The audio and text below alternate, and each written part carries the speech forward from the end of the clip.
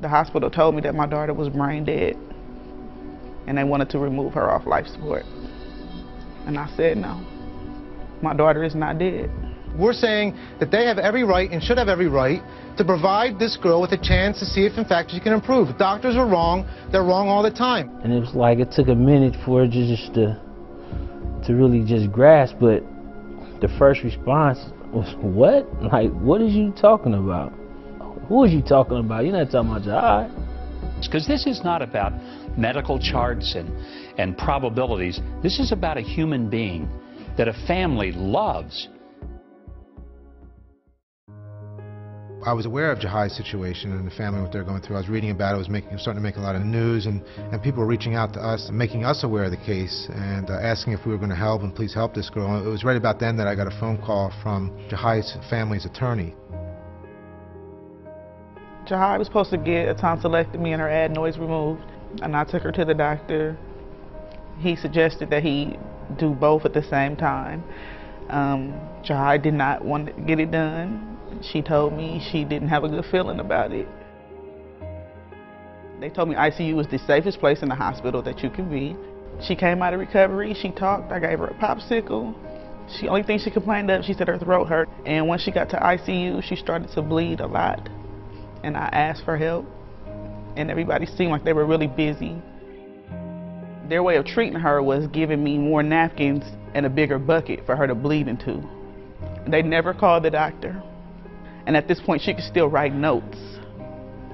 And she was writing, why is no one helping us? Why are the nurses not helping us? She bled so much that she went to cardiac arrest. And her heart stopped. They said half of her brain was brain dead.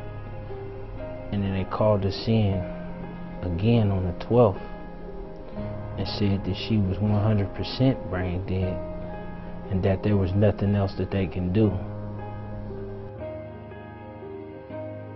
I went to her room and I called her name, and she threw both of her hands in the air.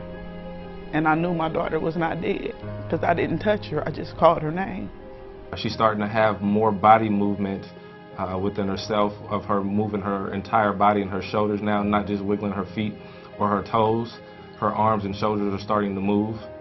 So it looks like she's showing signs of life. The hospital was not nice about it. They told us, your daughter is dead. What don't you understand? And from that point on, I had to fight the hospital.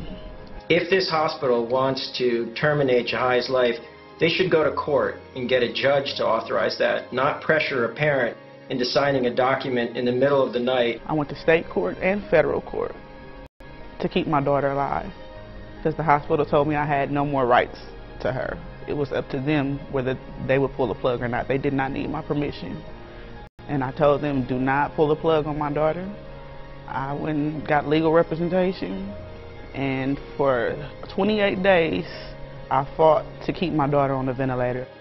And they did not feed her for the whole 28 days that she was there.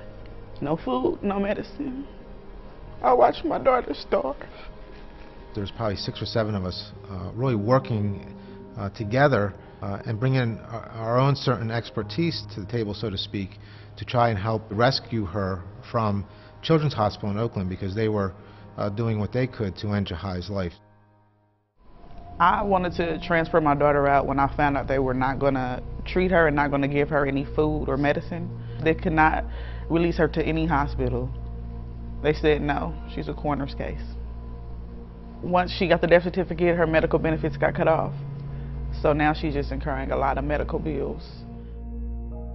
The parents wanted time to see if their daughter could get better, and we felt they should have been afforded that time. This decision to kill Jahi was made rather quickly. And we've been helping them. We put a team together, and we're doing everything we can to try and find a facility that'll take Jahi to help her, to see if there's a chance that she might improve. And so I'm very grateful for the hospital that did accept my daughter.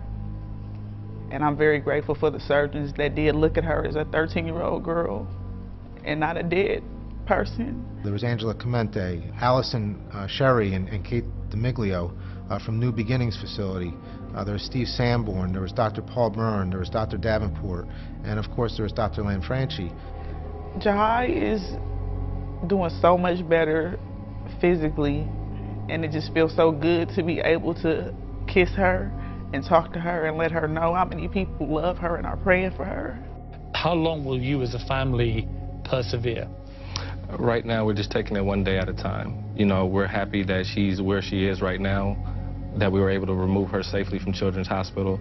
And right now, we're just going to take it one day at a time. For all the people that donated, you know, they were part of the main reason of how Jahi even got to the position that she's in, because without them, we wouldn't have been able to do it. You know, the support is like strong and it's very appreciated. Families don't even realize how much help they need until they come into the situation. And if it wasn't for organizations like Life and Hope and just different people that we've come across, my daughter would not be living. This can happen to anybody at any moment.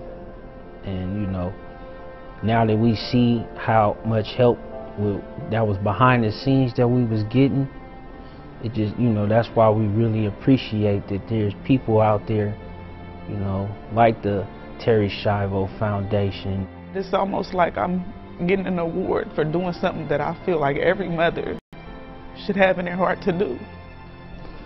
Jahi is a very humble, very quiet child.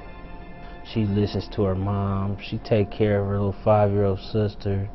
Jahi always smiles. Even if she's getting in trouble, she still smiles. She's just so sweet. She has a good heart.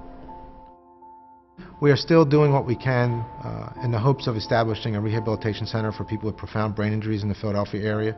If we had a facility like the one we intend to establish, we could have rescued Jahi much quicker than it took for her to be rescued from the California hospital.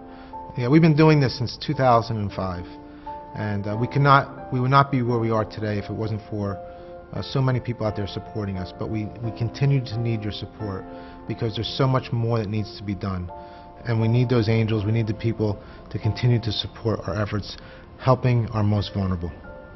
I was amazed when I met the whole team that helped my daughter, and for them to have that much love for a family that they never met, for a little girl that they didn't know, it just blew me away.